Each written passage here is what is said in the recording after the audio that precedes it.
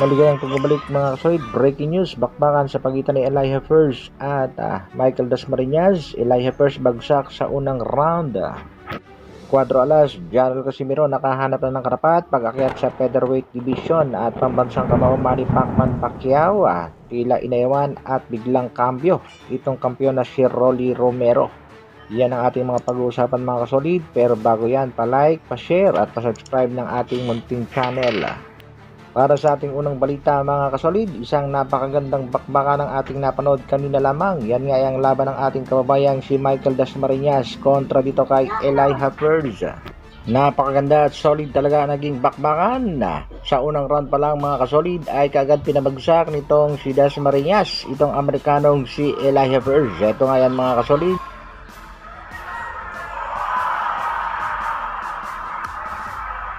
Pero talagang may pagka-monster din itong si Elijah First dahil kahit bumabagsak, bumabangon pa rin lalo ngang nanggigigil at lalo ngang nag-iinit kahit bumabagsak itong si Elijah First. Maahalin tulad natin itong mga kasolid sa monster ng Japan na si Naoya Inoue na kahit bumabagsak sa mga laban, bumabangon ng mas malakas at nakukuha pa rin ang panalo via technical knockout or either knockout. Yan nga ang nangyari sa ating kababayang si Michael Dasmariñas na knockout nga si kabayan sa round number 9 ng kanilang bakbakan kontra kay Elijah First. Panoorin natin mga kasolid kung paano na knockout si kabayan. Tila naubusan na ng hangin dyan si kabayan, kaya naman bagsak at itinigil na ng referee ang laban. Umangat ang kartada ni First sa 21 wins, 70 knockouts, merong 2 talo. Bagsak naman ang kartada ni Dasmariñas, 36 win, 25 knockouts, may 5 talo. Dalawang huling laban ni kabayan, parehas knockout ang inabot kontra Okamoto at kontra kay Elijah First. Sa pagkaparalo nga ulit nitong si Elijah First ay tila nakahanap na naman ng katapat ang ating pangbatong si Cuadro alas, Gerald Casimiro na napabalitang aakyat na ng featherweight division. Ito nga magandang itapat sa ating pangbatong si Alas, Casimiro kontra Elijah First. Sa kabilang balita naman mga kasolid, dahil nga sa paghamon nitong si King Ryan Garcia sa ating pangbatong si Pacman o tinagriang pambansang kamao.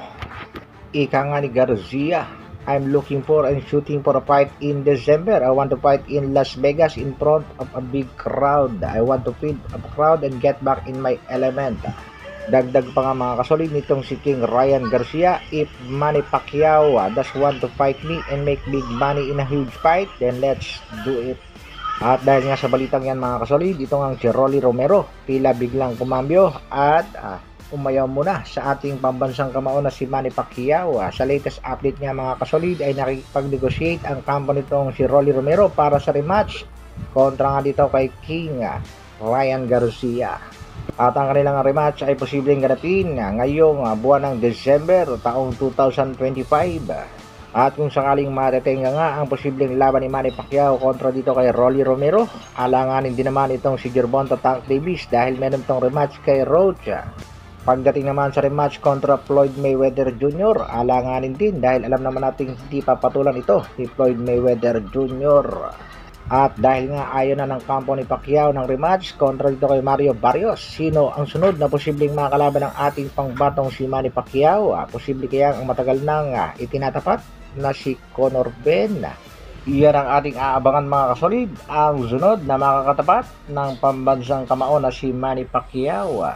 Trending naman yan sa Pinas ang bakbakang General Torre kontra Vice Mayor Baste Duterte. Ang tanong, matutuloy kaya yan?